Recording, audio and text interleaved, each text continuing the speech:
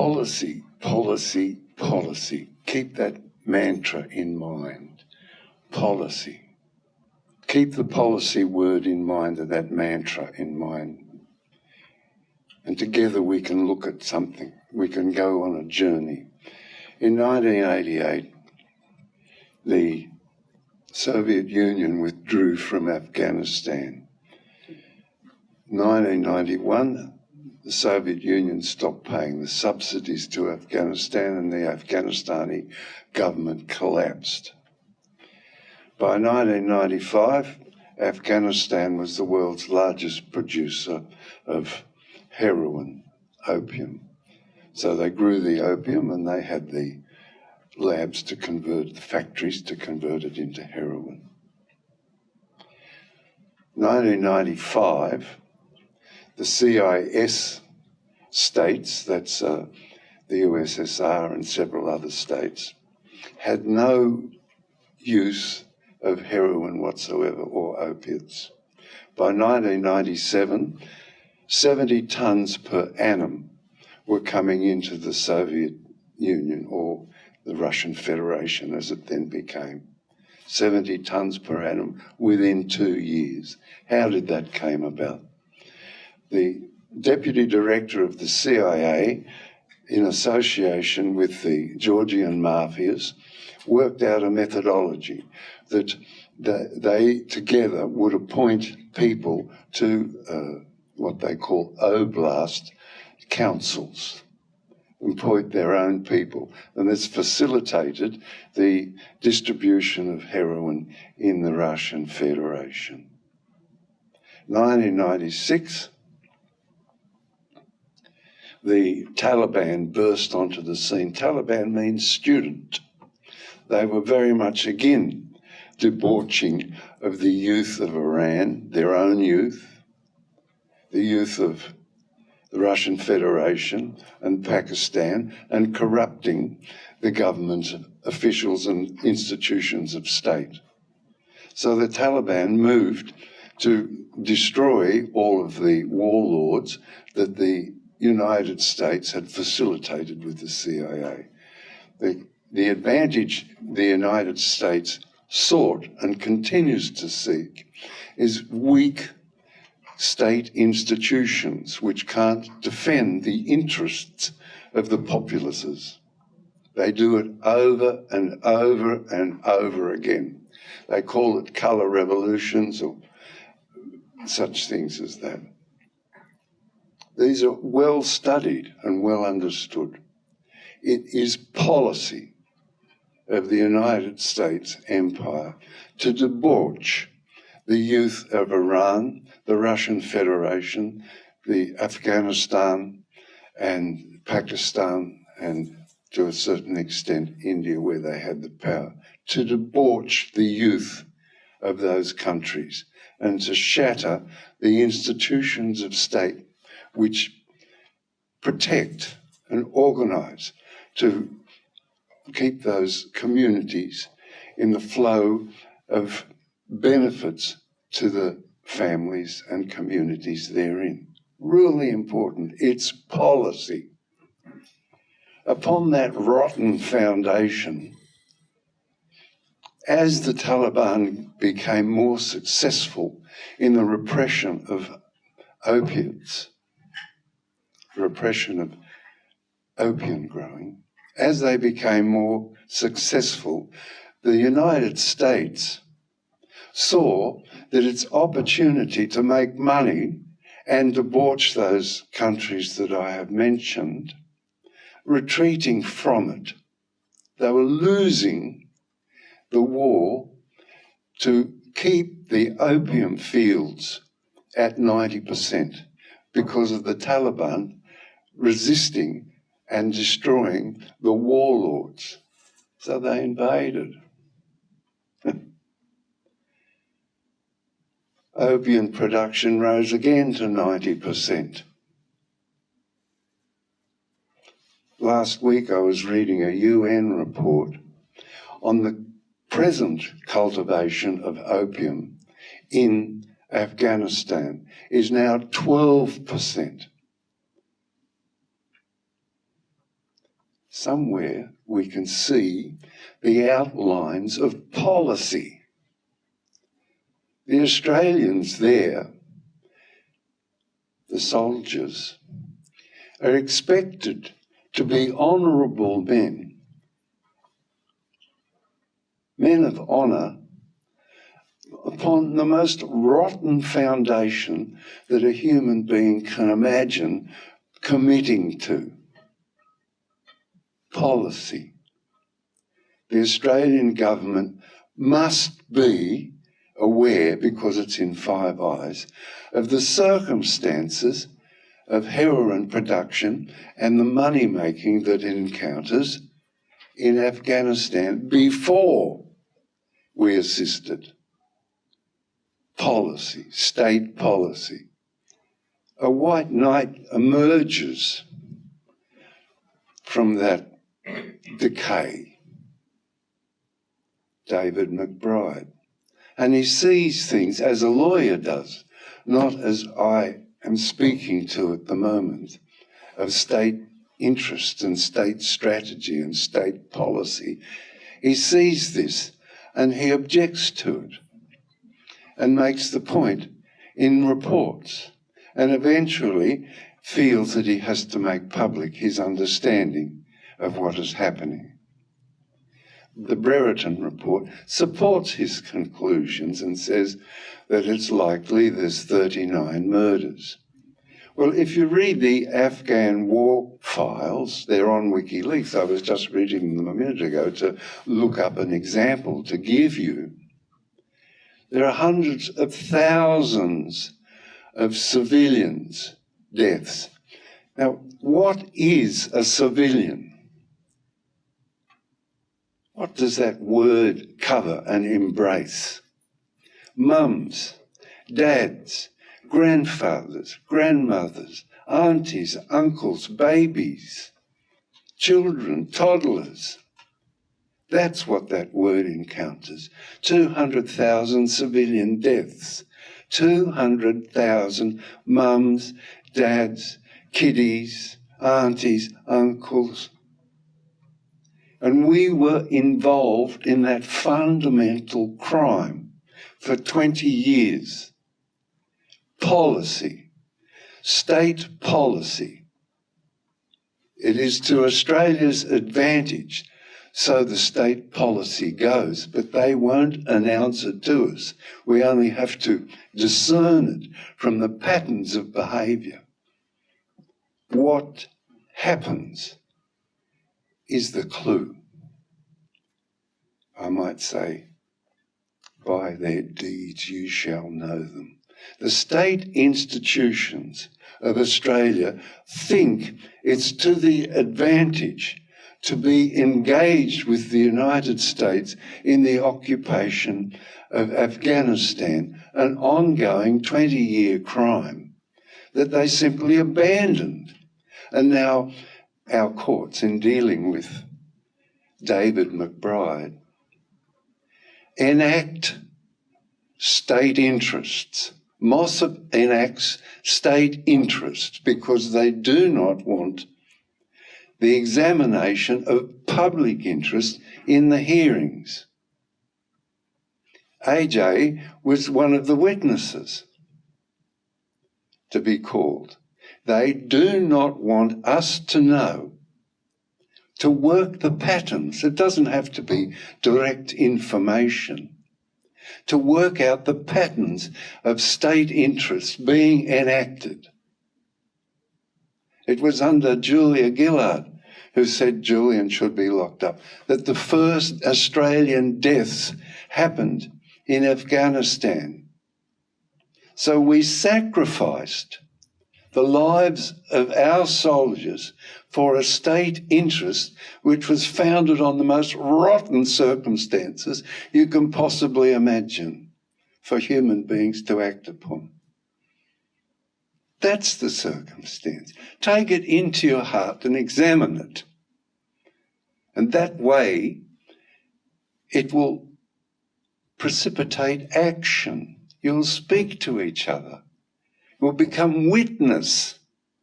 And as in the case of Assange, we all witnessed throughout Australia, and the state policies had to adjust themselves in order to accommodate the growth of knowledge in the community.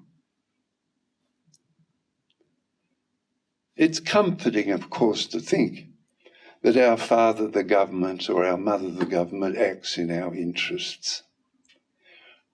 No doubt they think they do. But institutions are like human beings or trees. They grow, they decay, they renew. And it's pursuant upon us to understand that the institutions aren't creations of God. They're creations of man. And as a consequence of that, they have their trajectory. And sometimes it's good, and sometimes it's not so good. We have the capacity to ensure that those institutions of state face reform and act clearly in our interests and resist, in one way or another, cunning, guile, resist the implications of the United States to weaken our state institutions and keep us dependent upon the United States for the defence of this wonderful territory.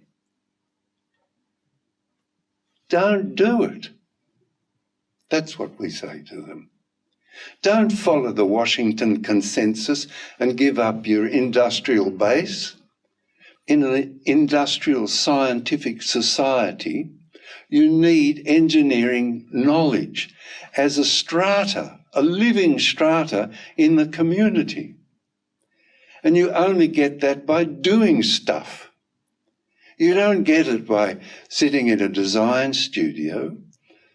It's a vertical integration of the efforts of many men and women to produce good institutions which understand in their nature the necessity to have an industrial base for Australia in order to have the knowledge to defend ourselves. The last point I'll make, this it's like pulling a snake out of a hole, you just keep on pulling it endless.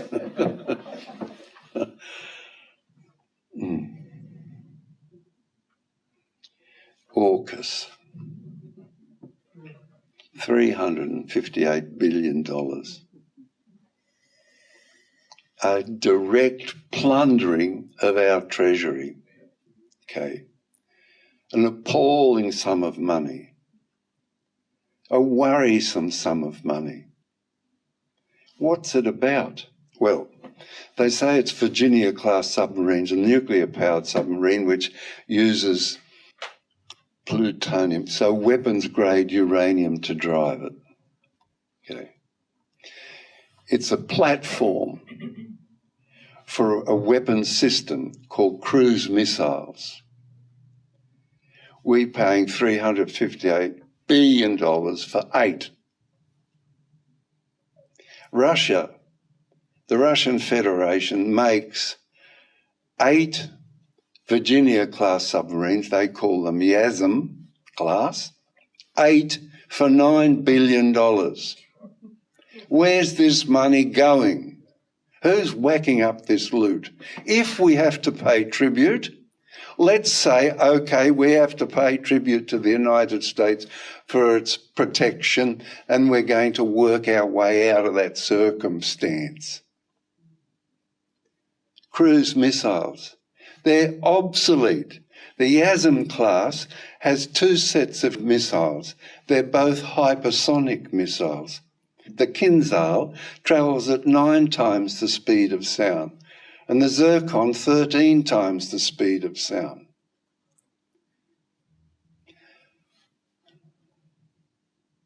An obsolete weapons platform, $358 billion, a gross overcharge, which we will never, ever get.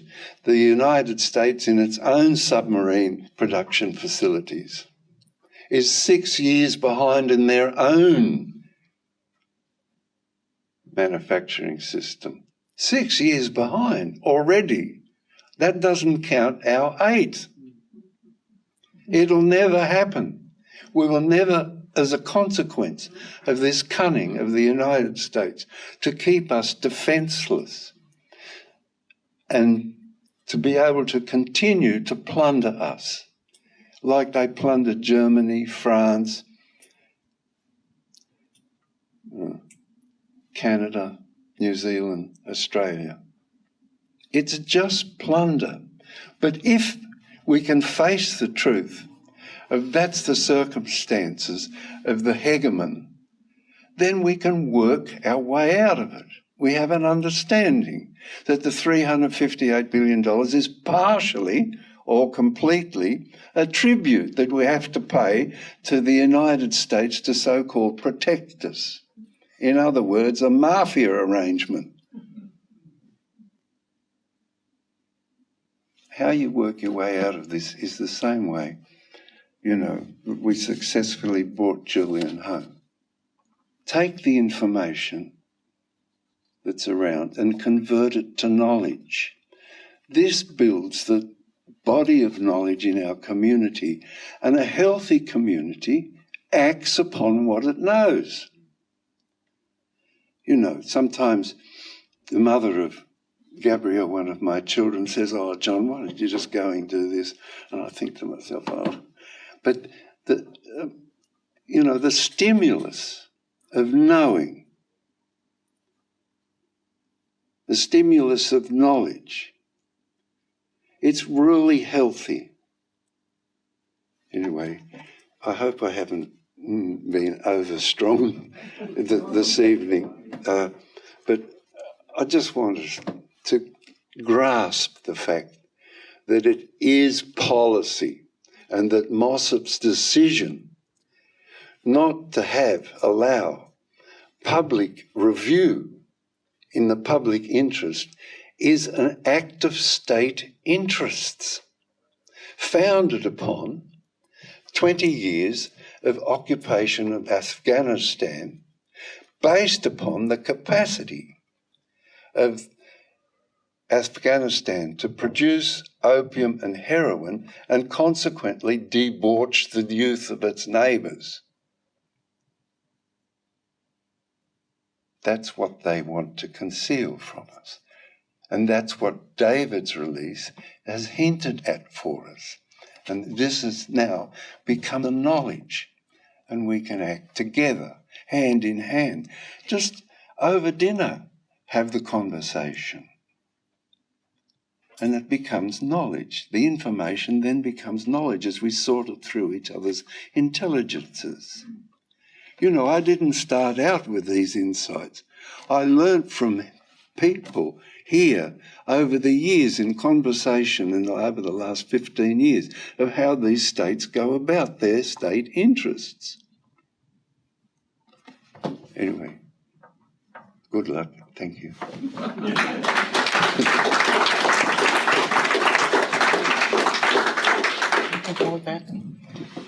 Would anybody like to ask John any questions? Just come up the front, please. With regards to David McBride, he wasn't, he was exposing the war crimes, but he really wanted the culture of the perpetuation of those crimes and the heads to roll at the top, including right up to the Governor-General. And I know a lot of people may think, well, that war's over there and maybe Australia's not so affected and, we're the good guys. But, in my circumstances, serves 2 terms in Afghanistan, like David McBride, and out of his little squad or division or troop, he's the only one left. Like, some were killed over there, but most of them suicided back home. And I don't know, I haven't got a question, I just wanted to know if you want to comment on that. Yes. Well, the tragedy doesn't stop. It comes home to us in soldiers who are knocked around, and the mentality is unsuitable to look after families and women and so on. We know that. We've known it for many, many centuries. My father came back from Kokoda in North Africa, and he couldn't bear people crying, so he was given a job as an insurance consultant. So he'd go around. It's dreadful. He'd go around to the widows, and they would say, "Oh my, and he'd start laughing, because in his 6 years of warfare, that's the dreadful circumstances had that reaction on him. As for, look, I just want to do a lot of work for David, but I'm not going to place him in contention with the upper echelons of state administration. There will be a sacrifice. Either they'll sacrifice the Governor-General and get another one, it'll be silent, he'll be gone. That's how they'll handle it. Or they'll sacrifice David. In this case, it was David. So you can't take on the state. What the formulation for David that I run with is that David is an assisting the state in an area that needs reform and attention. And you do that by way of examining the circumstances, okay? But you don't go hard against the state always wins. You might remember in the years that we were campaigning, I always praised the states. I said that the people have gathered together and their representatives in Parliament have taken notice of them. The Parliament, acting as the Parliament, instructs the executive to rectify the circumstances that is causing the populace concern. Okay, that means I fit like a glove into the way the government of Australia, the institutions of state, prefer to be seen. It engenders warmth. And that's how we did it all over the world. In England, we praised them mightily for the origination of a fundamental document which places the law between the individual and the state, a shield for the individual. It's called the Magna Carta. In the United States, we hammered that every single person in the United States, in the air they breathe from babyhood, includes the First Amendment. And we hammered that. In France, we hammered the fact that France was first in the queue to make legislation of human rights, and so on. So you can't go against these institutions. You just become a comic figure. Oh, that's no good. So you use guile and wit, and you seduce with your mind. Anyway, you get the point.